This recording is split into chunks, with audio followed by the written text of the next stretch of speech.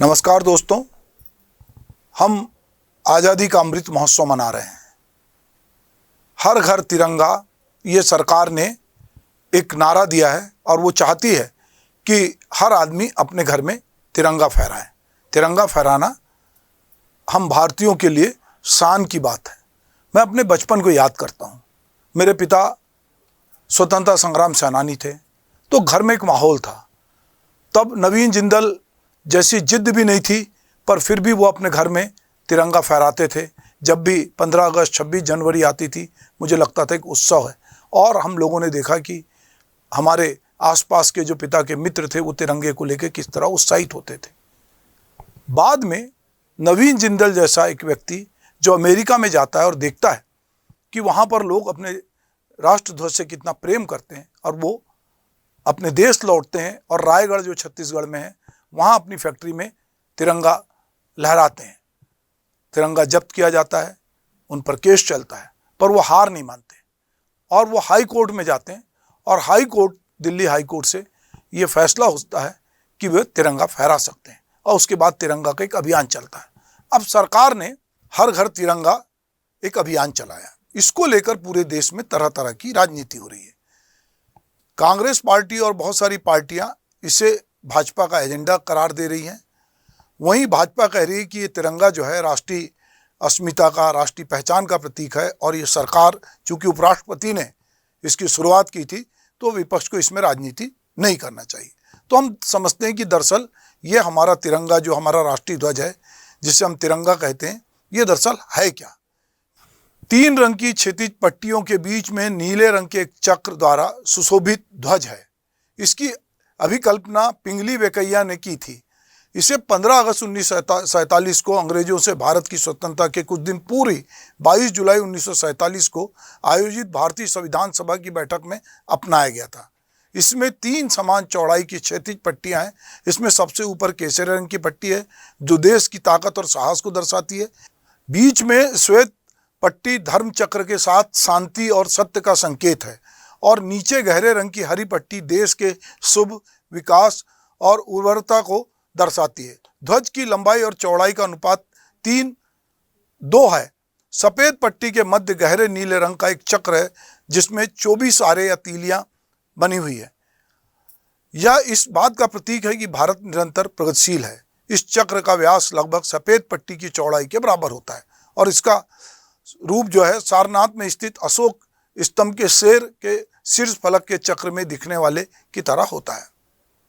भारतीय राष्ट्रध्वज अपने आप में भारत की एकता, शांति, समृद्धि और विकास को दर्शाता है।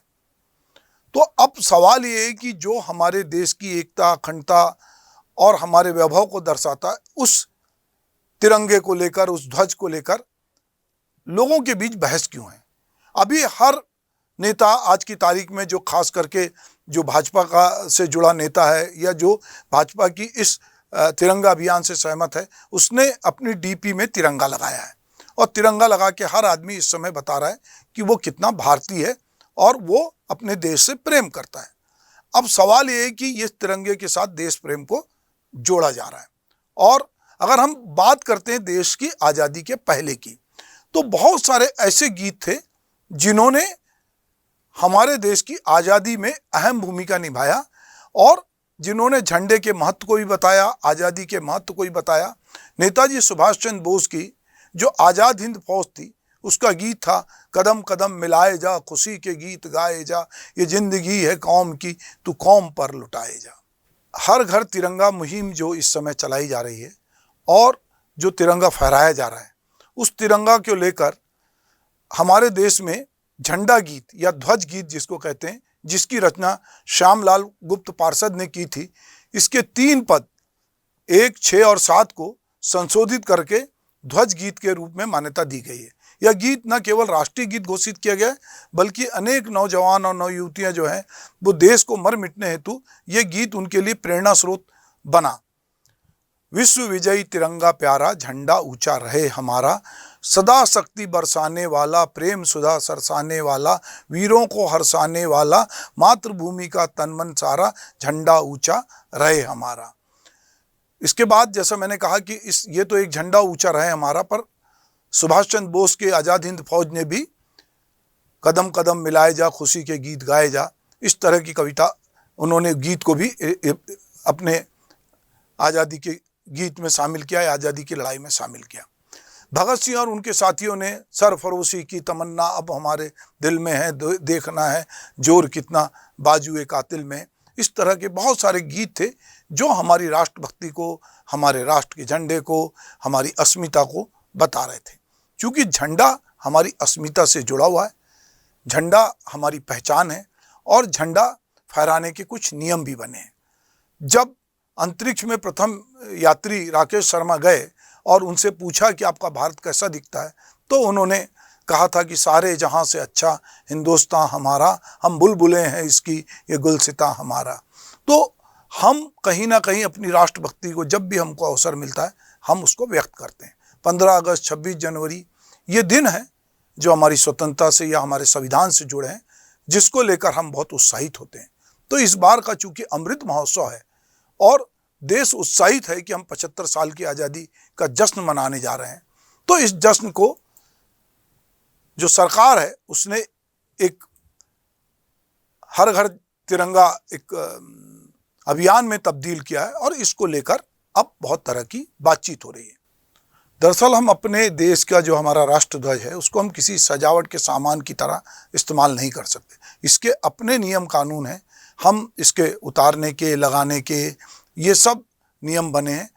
आज जो है मीडिया अकाउंट पे, जो सोशल मीडिया अकाउंट पे है, सब ने तिरंगा, बहुत सारे लोगों ने तिरंगा लगाया, जो केंद्र के मंत्री हैं, भाजपा के मंत्री हैं, पार्टी कार्यकर्ता, सब ने तिरंगे को अपनी डीपी बनाया है। इस मामले में कांग्रेस के जो राहुल गांधी और प्रियंका गांधी समेत कई नेताओं ने जो है इसको लेकर इसको एक राजनीतिक एंगल देते हुए कहा है कि तिरंगा सिर्फ बीजेपी का हक नहीं है बल्कि ये कांग्रेस की विरासत का अभिन्न हिस्सा है। कांग्रेस के नेताओं ने अपनी डीपी में जो तस्वीर लगाई है उसमें तिरंगा देश के प्रथम प्रधानमंत्री जवाहरलाल नेहरू के हाथ में नजर आ रहा है।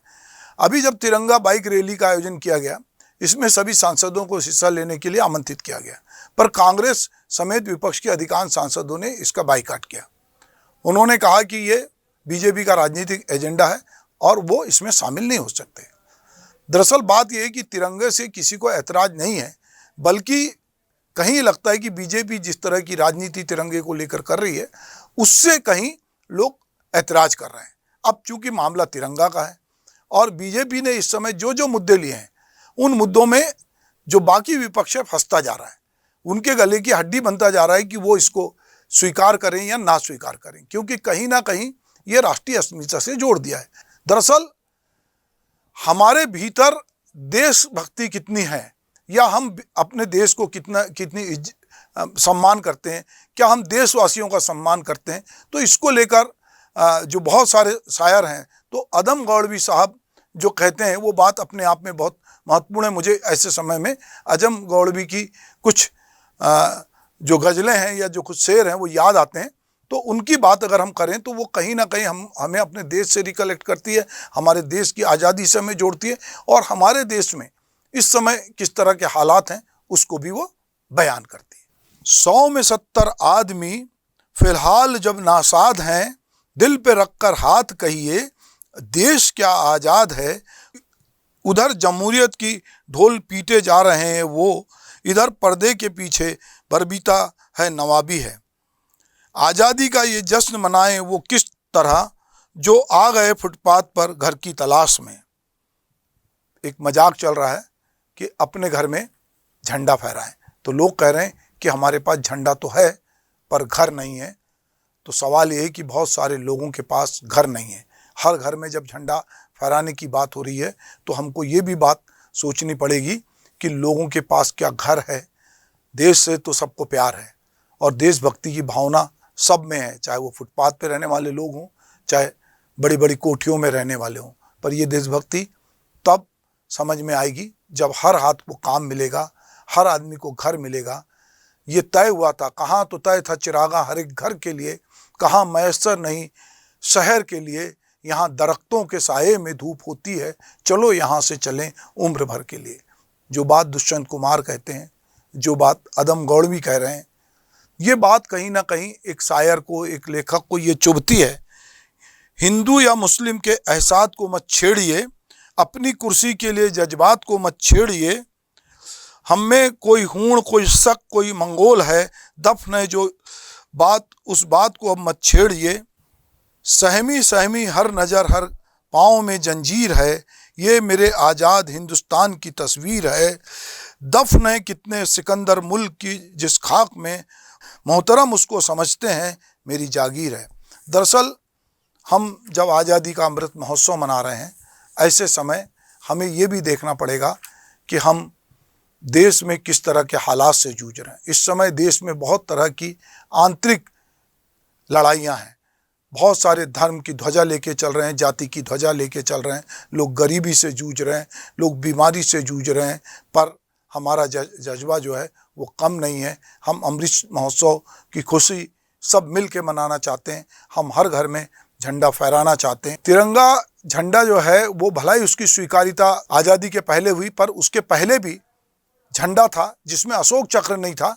वो झंडा भी हमारे देश में कांग्रेस पार्टी उसको लेकर घूमती थी। और 1942 में नागपुर हाई कोर्ट में हमारे अपने छत्तीसगढ़ के ठाकुर प्यारेलाल के लड़के रामकृष्ण सिंह और वल्लभ दास ने 9 अगस्त 1942 को नागपुर हाई कोर्ट में ये झंडा फहराया था। तो झंडे को लेकर, चूंकि झंडा एक हमारी अस्मिता का, हमारी आज़ादी का प्रतीक था, जिसको लेकर लोग जगह जगह प्रभात फेरियां निकालते थे, जुलूस निकालते थे, गिरफ्तारियां देते थे। तो ये झंडा बाद में, इसमें अशोक चक्र जरूर शामिल हुआ, पर झंडा, तिरंगा झंडा जो है, विश्व विजयी तिरंगा प्यारा झंडा ऊंचा रहे हमारा। तो झंडा हमेशा ऊंचा रहना चाहिए। नवीन जिंदल ने जो लड़ाई झंडे को लेकर लड़ी थी, वो लड़ाई अब घर घर जो है झंडा फहराने की खुशी के साथ जाहिर हो रही है। निश्चित रूप से झंडा चाहे कांग्रेस का रहा हो, चाहे देश का रहा हो, झंडा हमारा है और वो हमारी अस्मिता से जुड़ा है। झंडे का सम्मान सबको करना होगा, देश का सम्मान सबको करना होगा। और झंडा जिन चीज़ों का प्रतीक है, जिन 3 रंगों का प्रतीक है, उसके प्रतीक को हमको समझकर देश में एक ऐसा वातावरण बनाना पड़ेगा कि हर आदमी को लगे कि अमृत महोत्सव जो है ये किसी कुछ लोगों का खास नहीं है, ये सबका है, हमारा अपना अमृत महोत्सव है। इसके का अमृत का फल चखने का हक सबको बराबर से है।